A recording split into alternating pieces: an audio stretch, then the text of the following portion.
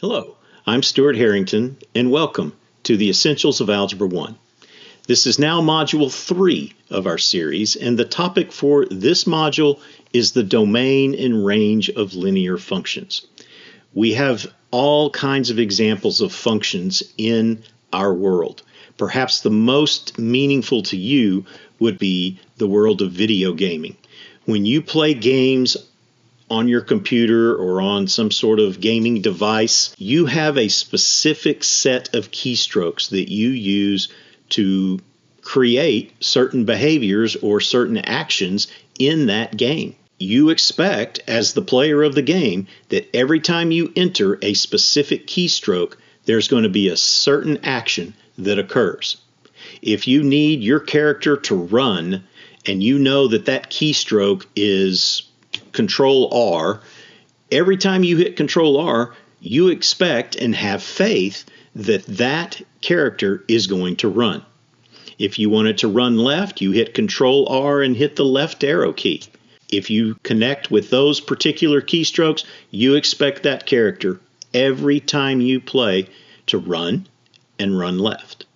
If that were not the case, if you could hit one set of keystrokes, and sometimes the character would run left, sometimes it would run right, sometimes it would just hunker down and hunch and wait and look around, that game would be unplayable. It would not be any fun. There is just not a dependable outcome for those keystrokes. Now, in mathematics, we have functions as well, but they are a little bit different. They're not just simple keystrokes on a keyboard or a gaming device. In mathematics, we simply have numbers. We have functions. We've got numbers that we're going to put into those functions, and we expect every time we put a number into the function, the same output is going to come from that. So if I put a 6 in and I get a 10 in my output, every time I put a 6 into that function, I expect to get a 10. If I put a 6 in and sometimes I get a 10 and sometimes I get a 4, that's not going to be a function. Just like it's not a function for your keystrokes if you're putting the same keystroke in and getting different outputs. All of the inputs that we have in mathematics, we call those the x values, and there is a generic name for the whole set of x values, which is called the domain. So think of the x values of your gaming controller. That's the inputs. That's all the keys that you're striking. Those are the inputs. Those are the x values.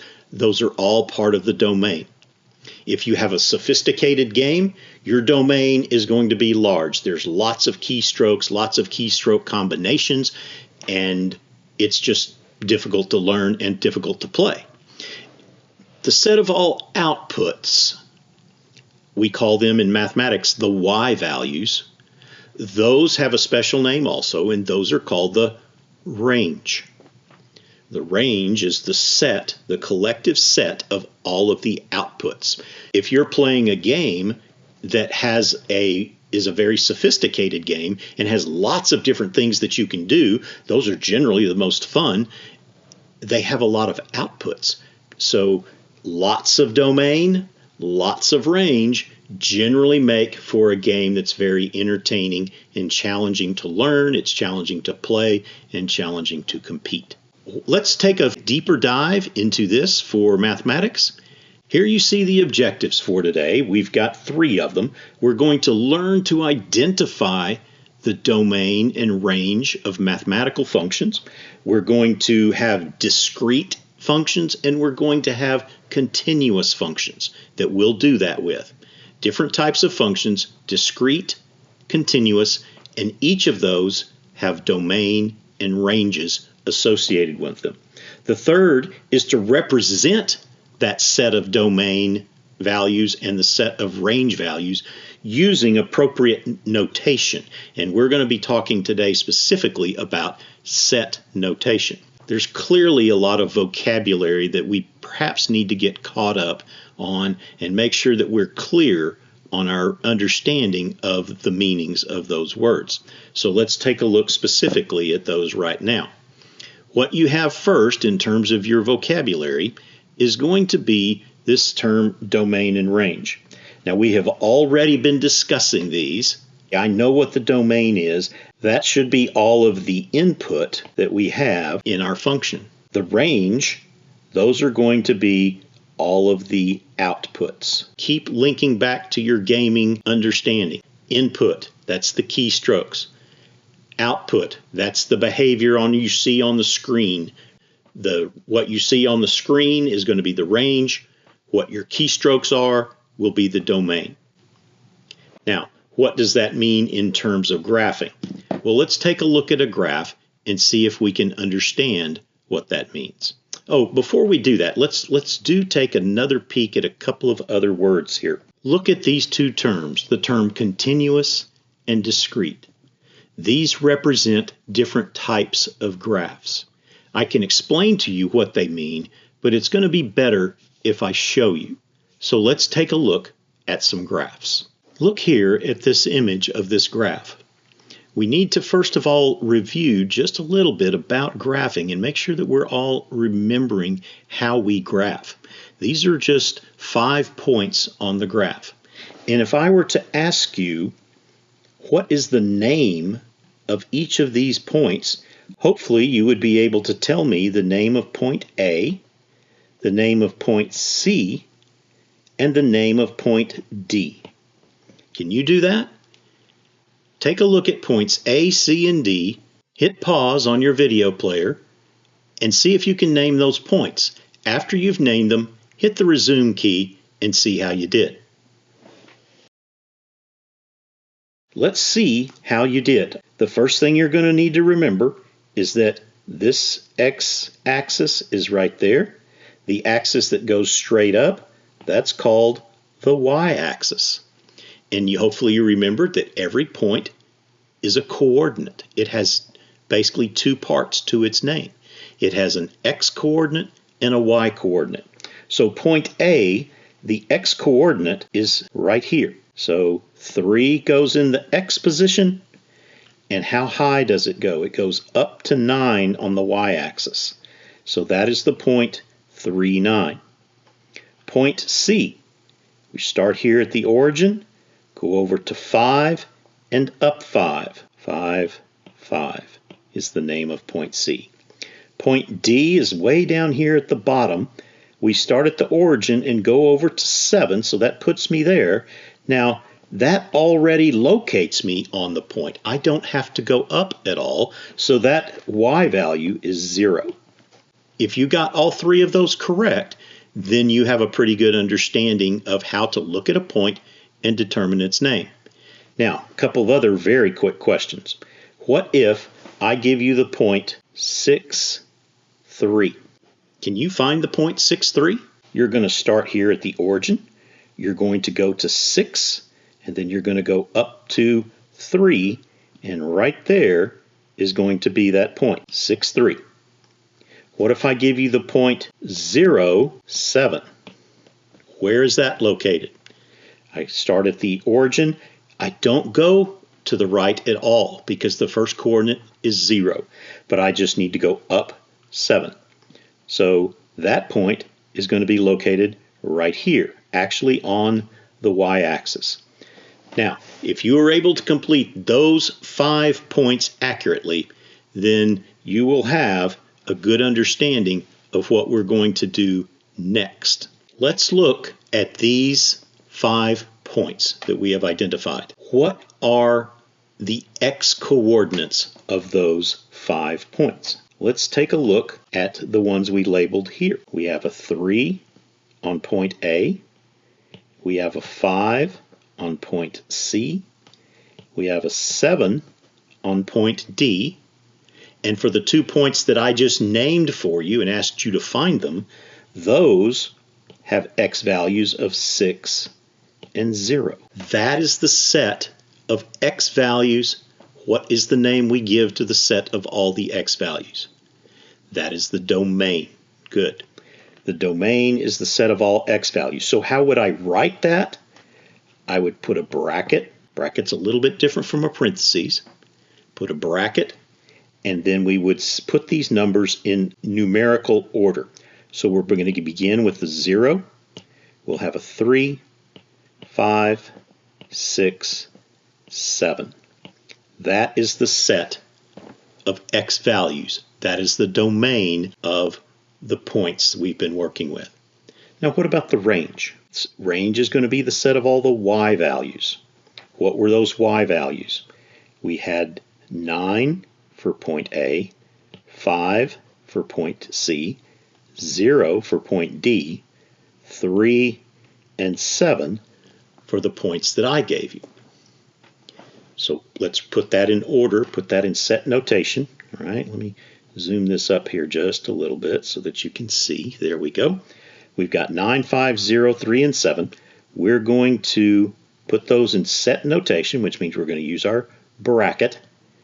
Put them in numerical order, 0, 3, 5, 7, and 9. Close the bracket.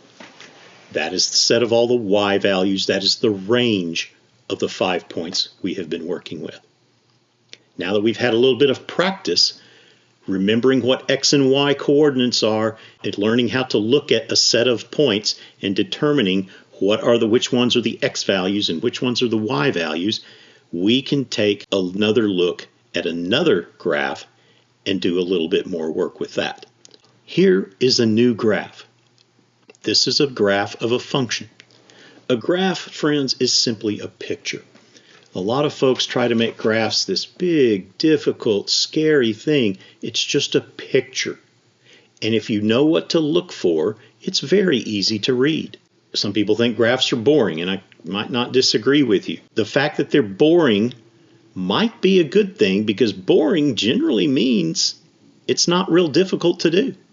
So let's look at these graphs and see, can we determine what is the domain and range of the numbers that we're looking at. Now, we don't have to necessarily name all the points to figure out the domain and the range. If you want to do that, not a problem with it. It's just takes a little bit longer to do. So the way we're going to do this is we're simply going to take a look at the graph and see what it tells us. So I'm looking at this graph and I want all of the x values.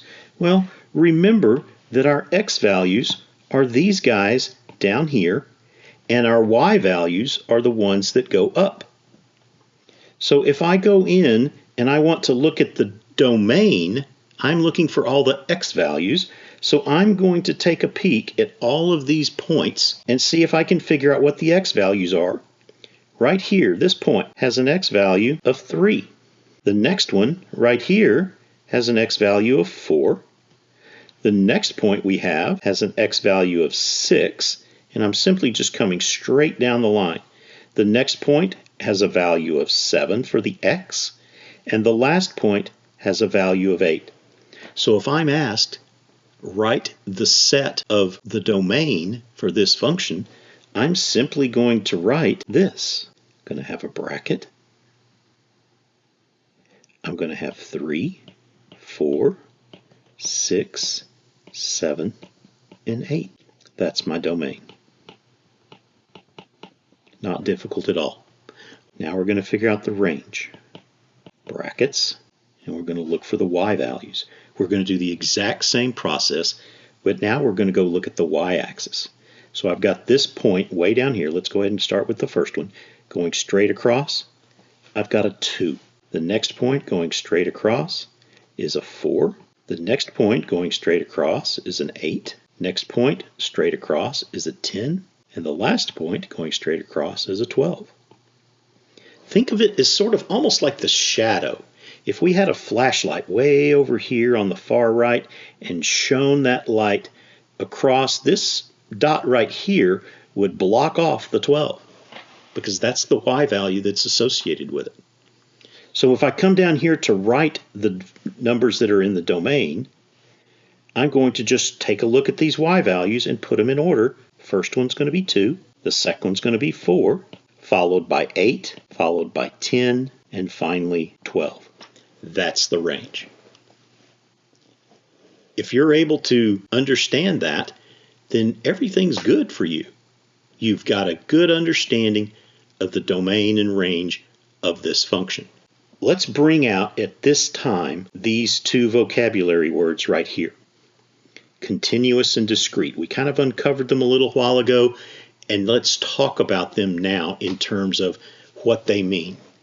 These are types of functions.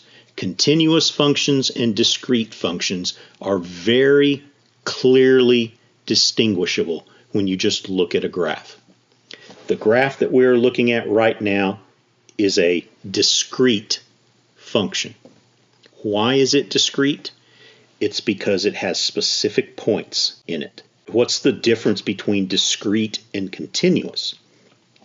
Continuous refer to graphs that I can draw without picking up my pencil.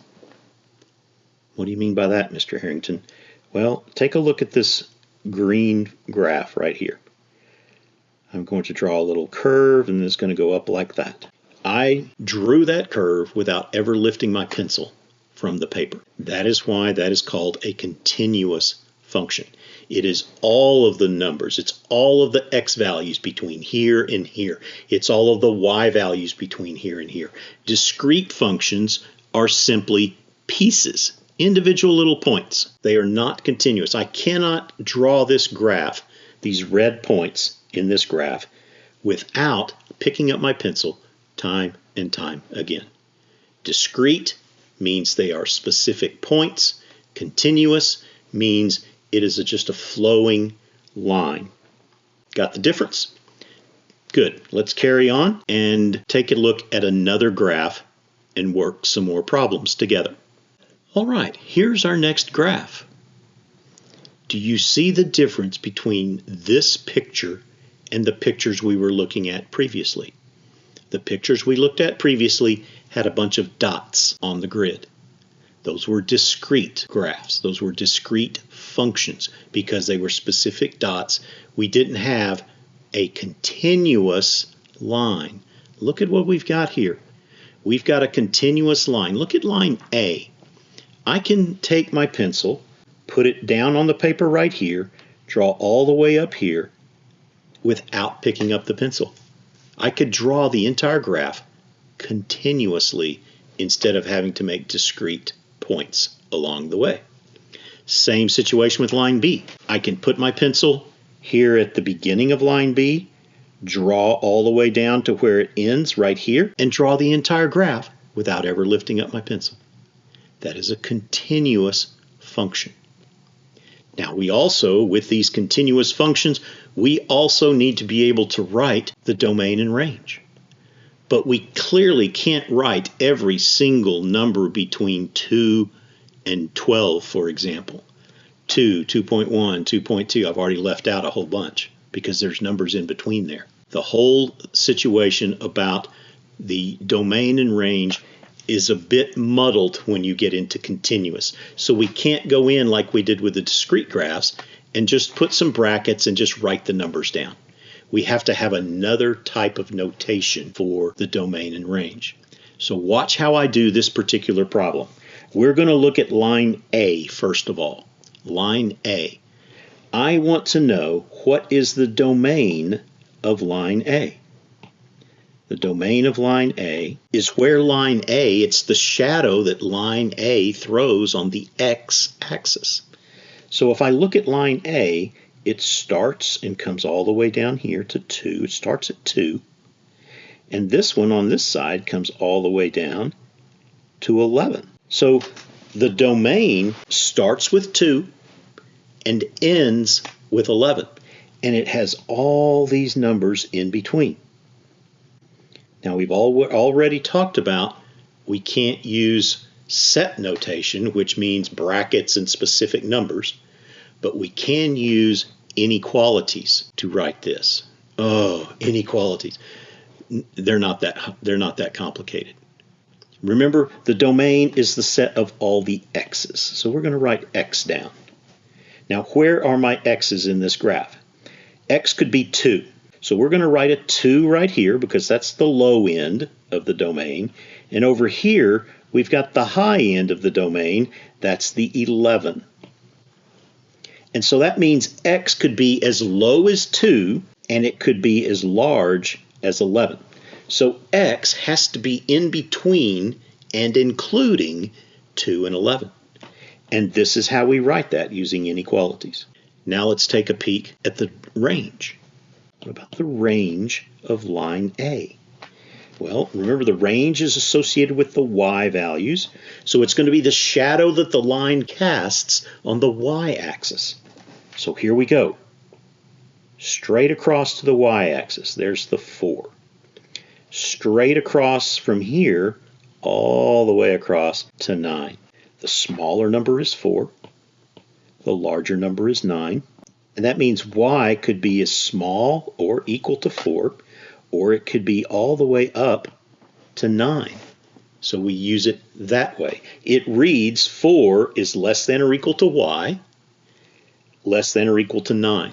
Another way to think of it is y must fall between 4 and 9, including 4 and 9. Including 4 and 9. So how do we put that with the notation? Look at what we did.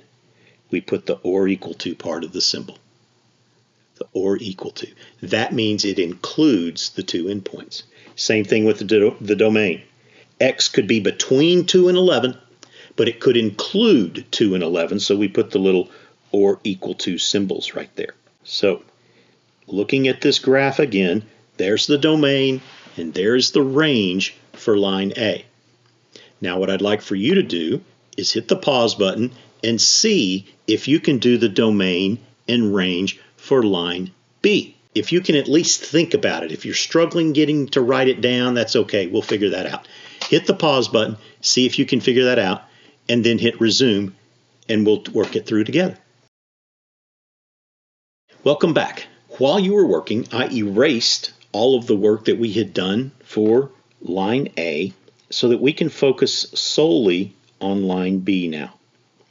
Talk about the shadow that line B throws on the x-axis and the shadow that it throws on y-axis. Line B. And we will start with the domain.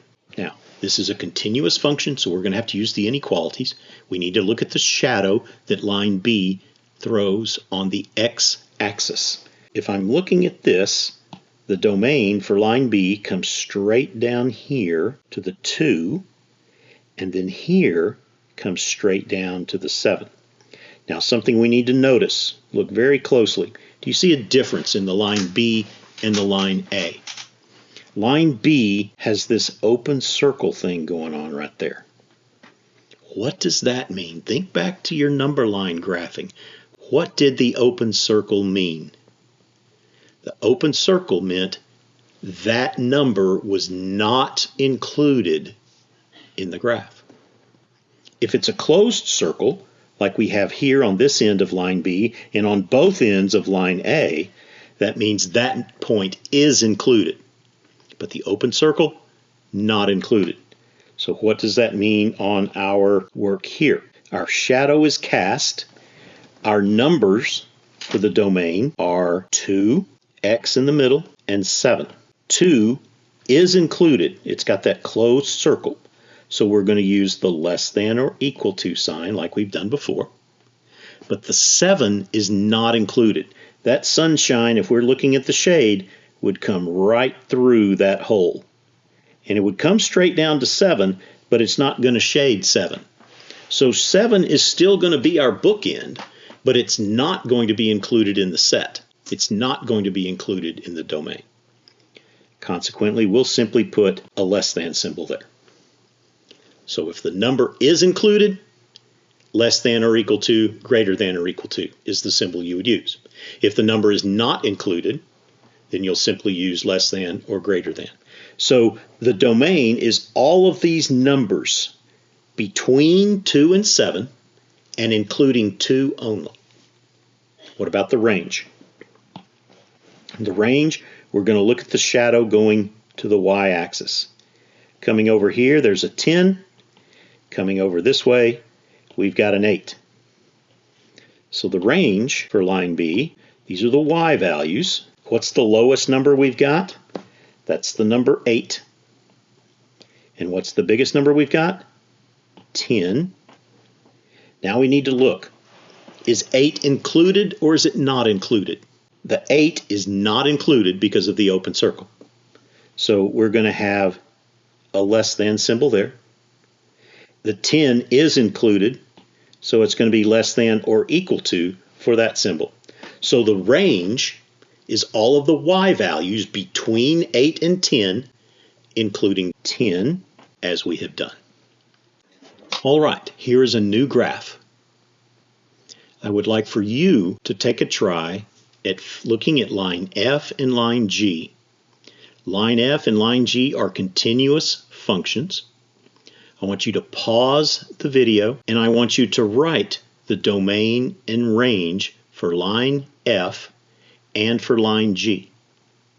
Use the inequality notation because these are continuous functions. Pay attention to whether or not you have open circles or closed circles, and remember how that will impact the symbol that you use. So line F, line G, domain, and range. Hit the pause button, do your work, and then click resume when you're ready to continue. Welcome back. Let's take a look at your work and see how it compares to what we're going to do right now. We'll do line F first. We'll find the domain, and then we will find the range. We will then move to line G, finding the domain for that one, and then the range. Line F, here we go. Starting with the domain, domain's going to be in blue. The beginning of line F is here. Look at the shade that it's going to throw on the x-axis. Can you identify those points? Those are points 4 and 12. So the domain is all of the x values. The low end is 4. The high end is 12. What are the symbols going to be? The 4, look what's on the end of the 4. You've got a closed circle. So for right here, our symbol is going to be less than or equal to, because the 4 is included. On the right-hand side, we've got an open circle associated with the 12. So this is simply going to be less than. If your domain notation in inequality symbols looks like that, you've got a big thumbs up. Let's look at the range. Range is going to be in green. Range is the y values, remember. Let's look at what we've got. Coming straight across, what's the shadow going to be? Going over here to an 8. Coming this way, not a very big range here, is there? We have an 8 on the low end of it and a 10 on the high end. Now, which is associated with the 8, this closed circle? That means the 8 is included, so it's going to be a less than or equal to. The 10 is associated with the open circle, so the y values cannot equal 10, so we have just a less than symbol. So this is red. The y values, or the range, are all the numbers between 8 and 10, including 8. So there's line F. Do a quick erase of the work we've got on the graph, and we'll look at line G now. Look at the shadow that line G is going to put onto the x-axis. Coming straight down to the 11. Coming straight down to the 5. Now if I look at my function, it's again another continuous function. Both circles are included. That's going to mean something in a moment when we start to write. The low x value is 5. The upper x value is 11. And remember, we said the 5 and the 11 are included because the closed circles are there. And so we put less than or equal to signs on both of those. It reads, the domain is all of the x's between 5 and 11, including 5 and 11. Now let's look at line G in terms of the range. Line G in terms of the range, going to come across here. This is going to be in green. We're going to be on the 2. Across here, we're looking for the shadow. It's going to stop on 5. The range, remember, is all the y values. The lower end is 2. The upper end is 5. We have solid circles on both ends of this graph. So the sunshine is blocked. 5 is part of the shadow. 2 is part of the shadow. So we come over here and we put the less than or equal to and less than or equal to. The way we read that is how? The range is all of the y values between 2 and 5, including 2 and 5. Awesome. Nicely done on that. This brings an end to the content presentation for Module 3. I do have another video that is a practice module. We'll include about 3 graphs in that video that you will have the opportunity to identify whether or not those are discrete or continuous. You'll be able to talk about what is the domain, what is the range going to be. You'll write those domain and range values in set notation with the brackets and with inequalities, which means you've got to pay careful attention to the open and closed circles on that graph. After you've completed video 2, you'll be hopefully ready to take the assessment for this module. More on that in video 2. Thank you for watching, and we'll see you with video 2.